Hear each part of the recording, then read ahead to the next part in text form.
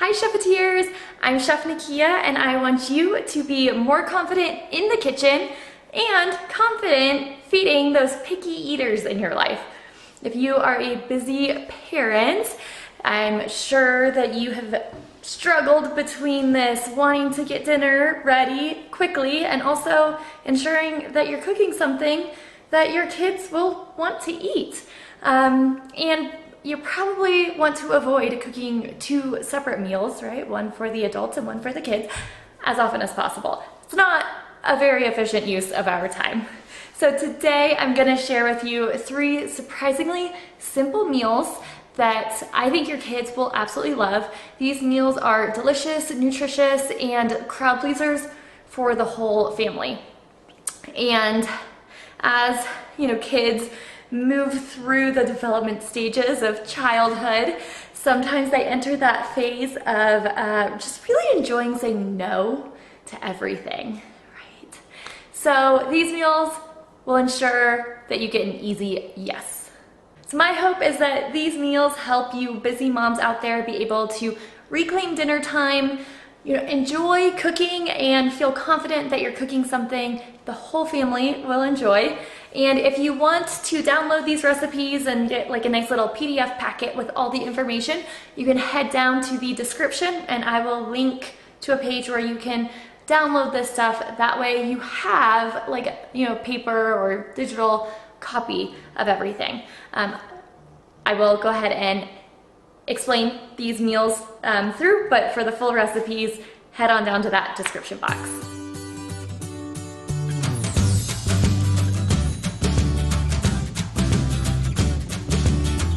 So these 3 surprisingly simple meals, I did limit myself to 3 and to sharing only 3 with you because I do not want to overwhelm you. The whole goal of this is reducing stress and overwhelm. And so a lot of times having less options is actually better. So these 3 meals you may be able to slot into your weekly meal plan, 1 a week for the next 3 weeks and see how things go. The reason why I chose the meals that I did choose is because for a few reasons. One of them is all of these meals are very easy to portion in different sizes. So, right, some days it feels like our kids can only eat like a 1/4 cup of food and then they're full right away. Probably asking for a snack later, right? But in that moment, right, their body's maybe saying, I'm not so hungry. And the next day it can feel like they're eating like a ton of food, like an actual metric ton. So these meals that I'm sharing with you, you have a lot of flexibility to increase and decrease the portion sizes and even, serve a little bit, and you can always, go back for seconds or thirds. And they're meals that adults can easily, it'll fill up adults too, but kind of allows the little ones to honor their fullness cues. Another reason why I chose these meals is because they are very nutritious and very, I would say, well-balanced meals. They provide a diversity of macronutrients, which are like fats, proteins, and carbohydrates. And then there are also a multitude of micronutrients, as most of our food is, right? Most of the time when we eat a diverse amount of food or variety of food, we end up getting a bunch of different sources of energy, vitamins, and minerals. But these, so I did choose these meals because they are pretty well-rounded. And third, these meals are pretty easy to come together and they don't have too much cleanup. They're pretty easy on the front end and the back end. And they are all good leftovers. They make good leftovers. So if, kind of back to that first one, right? If we're not super hungry tonight, maybe we can save it for lunch tomorrow. You don't have that feeling of like, ooh, this isn't gonna be very good reheated, so there's a pressure to eat it all in one night.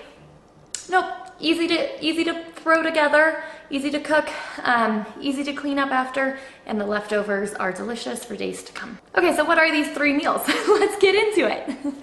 The first one is actually one of my my favorites from childhood. It's not exactly how my parents used to make it. I've made a few adjustments, but it is pizza casserole. And it is one that I definitely, as a kid, I loved this one. What I love about this pizza casserole is you can use so many different ingredients. Pretty much, like, what is your favorite pizza and what are your kids' favorite pizzas? So, like, if you look at a pizza restaurant menu, right, there's a multitude of different ingredients. So every time you make this meal, you can make it a little bit different and keep it exciting, keep it new. And also it could be a good way to introduce a new ingredient to a little one. As, okay, hey, try this, because once they are used to the pizza casserole as is, right, then they see the meal and they're like, ooh, I'm excited to eat this. And so at least that first bite or two will probably, the kid will be pretty excited to take those bites, and then they may discover that they love an ingredient that you've added in. So this casserole starts with fusilli noodles or whatever fun noodle shape you want to use, and pasta sauce. And then typically what I will do is I will saute some green bell peppers and artichoke hearts, because I do love bell peppers and artichoke hearts on my pizza. If you have a kid who sees something green and has an immediate reaction to it, you can dice up bell peppers or whatever veggies you want to add pretty small, and they might not even notice them. I'm not usually a huge proponent in like sneaking veggies into kids' food, because it is my belief that allowing kids plenty of opportunities to eat a vegetable prepared in a few different ways, but also giving them the knowledge of what they're eating, can actually be beneficial long term, in that they can then ask for specific ingredients cooked in specific ways that they've enjoyed. Whereas sometimes when you sneak stuff in, it can feel, they just like don't know that they like certain things. But of course, you all know your kids way better than me. So you do whatever's gonna work best for your specific situation. I also very much enjoy mushrooms on top of my pizza, so I like sauteing some mushrooms in with the bell pepper and artichoke hearts. You can wilt some spinach in last minute, and I also like pepperoni. I love pepperoni pizza, and so I always put pepperoni on the top of the pizza casserole, and so it gets a little bit crispy around the edges whenever it is baking in the oven. You can also include pepperoni in this like veggie mix. You can start by heating your saute pan over low heat and putting the pepperoni on that low heat pan, and you're kind of gonna render a little bit of the oils out of the pepperoni. After about 5 minutes or so, you can increase the heat to crisp up those edges. And then the oil that's in the pan is what you could use to saute your bell pepper. You could add onion in there too if you want, your artichoke hearts, mushrooms, whatever other veggies or toppings that you like to use on your pizza.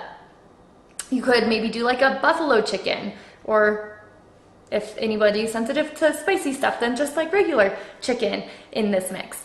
But what's really, really fun is this pizza casserole can just be as unique as a normal pizza, but you don't have to like toss a dough and, go through the whole process of making a pizza.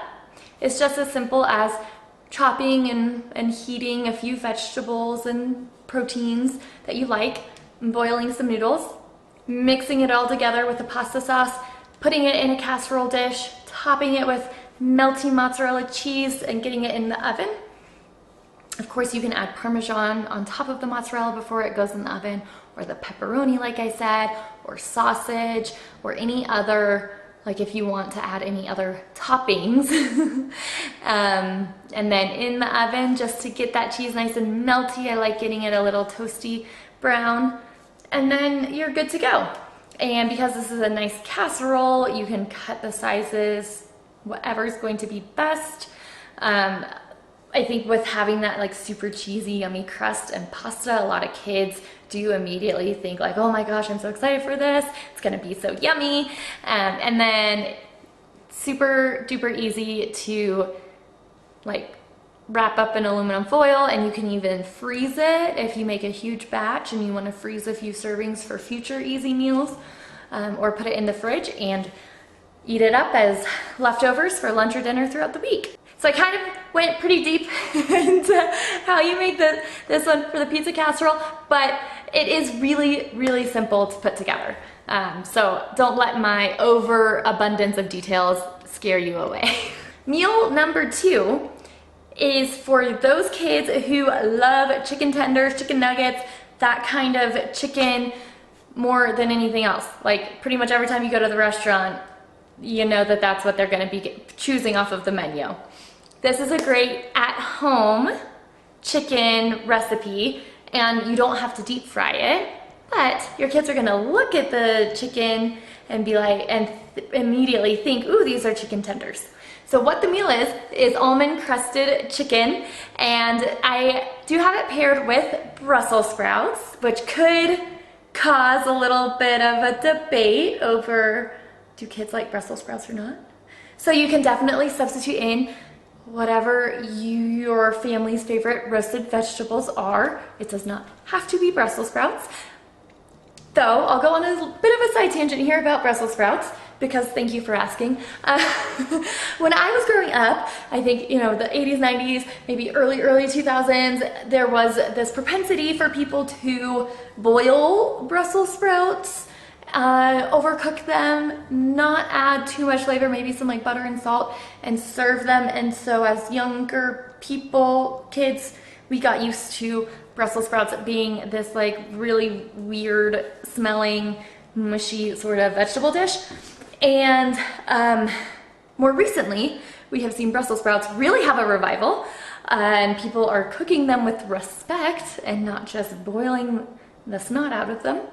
And so I believe that kids nowadays probably have a much higher likelihood of enjoying Brussels sprouts whenever they are seasoned well. I love cooking them in like the oven or like a toaster oven so that it gets nice and hot, and those Brussels sprouts, like coat them in oil and let those Brussels sprouts get nice and crunchy. You can even, when you do that, mix in like walnuts or dried fruits or other veggies with it. But I really believe that cooking Brussels sprouts with dry heat cooking or like a frying type cooking method is much better for the Brussels sprouts than a moist heat cooking method, and I think that it's definitely going to have a much better chance of your children enjoying them.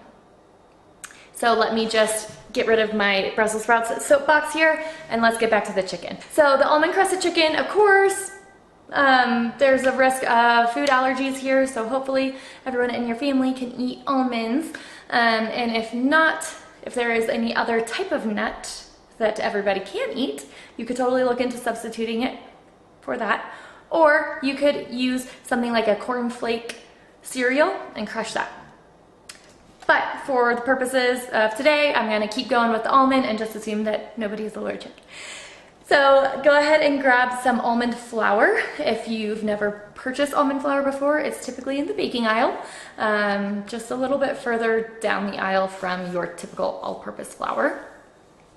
And you will take your chicken breast tenderloins. This is pretty important. So don't buy the full-on chicken breast, or if you do buy the full-on chicken breast, portion it out into tenderloins. I find it's much easier. The cost is like not really a different cost. So it's much easier to buy the chicken breast tenderloins that are already in those smaller portions. The great thing about them is they're gonna cook up much quicker, and they aren't going to dry out as much as like a full thick chicken breast. And because they're already portioned smaller, it is easier for your kids to see it and say, oh, like I can eat one of those. Like you aren't feeling like you have to cut each chicken breast into like 4 pieces. I'm getting too into the weeds with this. You know how to portion meat. Yes. So grab the chicken breast tenderloins because they're nice and small. Pull them out of the fridge about 10 minutes or so before you plan to start cooking, and you're going to just sprinkle a little bit of salt over them. That salt is going to bring a little bit of the moisture out because you want the exterior of the chicken just a little wet. You'll take your almond flour and you can season it with like garlic salt, any other season, like a seasoned salt or pepper, and then take your chicken breasts, tenderloins, and flip them around in that almond flour, and you're done. So you know how when you fry chicken at home, you have to do the flour and egg, and then the breadcrumbs or whatever, like all those 3 dredging steps, and it can get a little messy, it takes longer. This is like a shortcut, right? So you're just gonna put it in that almond flour. It's gonna wanna stick to that chicken because you put salt all over it about 5 to 10 minutes ago. And then you can cook those either in a saute pan drizzled with oil on the stove, or in a pan with oil in the oven. And hot tip, if you do choose to do the oven route, so whenever you're getting your chicken like ready, drizzle whatever pan you're gonna use in the oven with some oil, put it in the oven for about 5 to 8 minutes, and then pull it out, put the chicken right in, and then put it back in. What that does is it helps preheat the oil. That way when you put your chicken in and the almond flour isn't going to want to absorb all of that oil and get a little like mushy, soggy. Because that oil is preheated, the almond flour will not absorb so much, and so you're gonna end up with like a more crispy exterior, which is probably going to be something exciting for your kids, because if they're used to like the chicken tenders, you know, this isn't gonna be exactly the same, but this still has a nice crispy, crunchy exterior, the nice juicy chicken, and it tastes like chicken that they're used to. And the almond actually adds a little bit of sweetness, and so they might really love that. And like I said, put whatever roasted veggies you like with this. And you could even, you know, make some rice or some pasta, couscous, anything else to pair with it too, if you feel like you need another extra side dish. All right, and our third meal, I call Hoosier style beef tacos, because I grew up in Southern Indiana, so I'm gonna call it Hoosier. I also heard them called like Midwest tacos, white trash tacos, American gringo tacos. You probably by now understand the type of taco I'm getting at. It's like the hard shell with ground beef inside, some like iceberg lettuce, tomato, like Mexican blend cheese. Yeah. You may think to yourself, well, that's not super nutritious. What she said that these meals were going to be nutritious. I don't think that that's super nutritious. It actually is a lot more nutritious than most people give it credit for. You know, the beef is, I mean, if you're worried about fat or anything, you can definitely do lean ground beef, or even do ground turkey if you want to stay away from beef. Though I do think that there is something very special in the flavor of beef in these tacos. It's just not quite the same without. But options if you want to make those substitutions. But the hard shell tortilla shells, they're made of cornmeal. There's definitely nutrients in that cornmeal.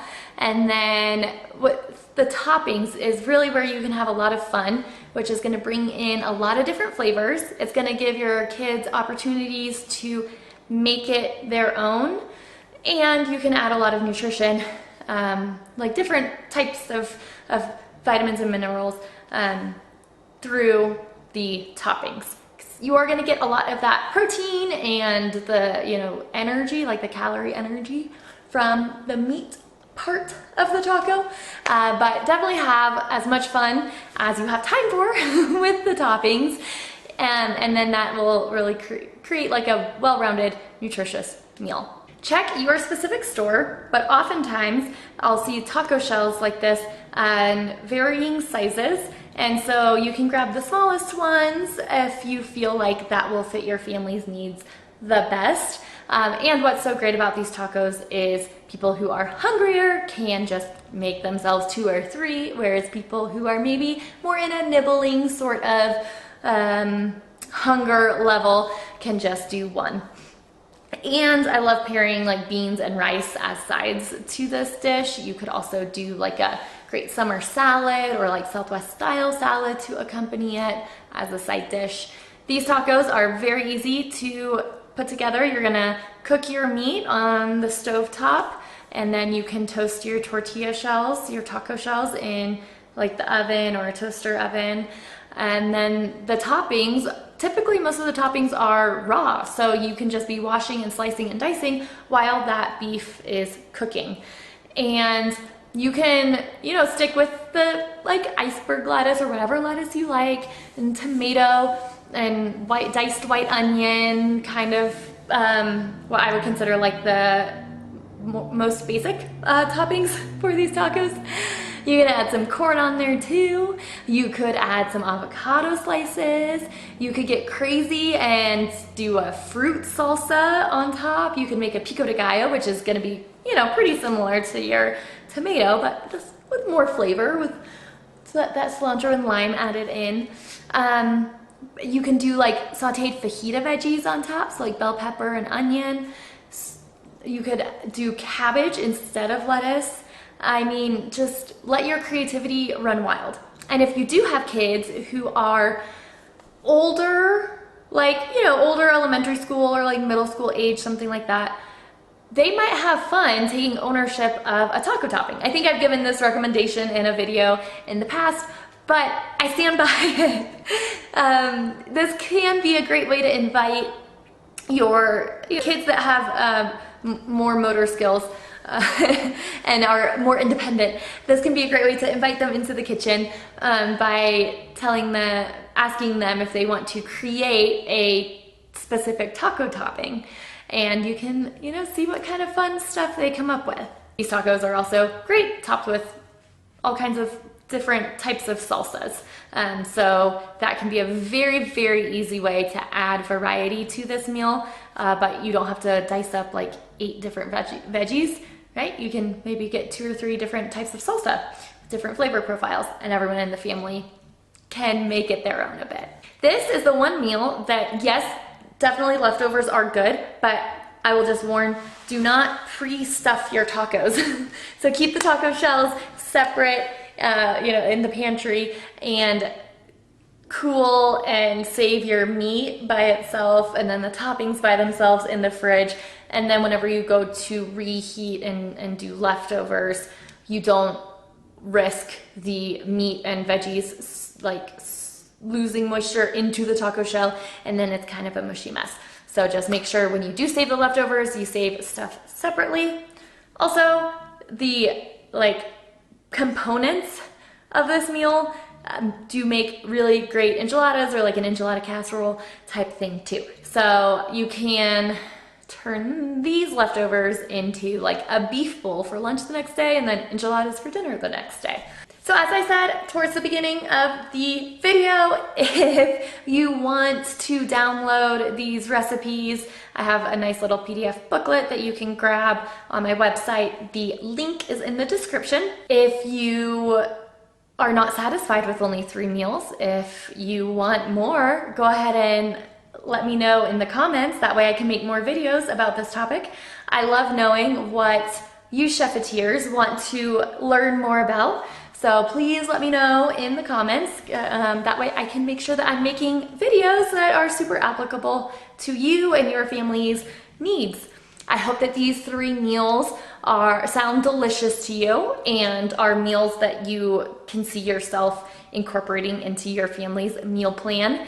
I hope that the picky eaters in your lives love these meals, and maybe these can even be a doorway for them to open and step into exploring flavors with less judgment and more curiosity and openness. And maybe your picky eaters will be moving out of their picky eating phase and ready to say yes to a lot of foods in the future. Thank you, chefeteers, so much for watching. We will chat again soon in about 2 weeks. All right, see you then.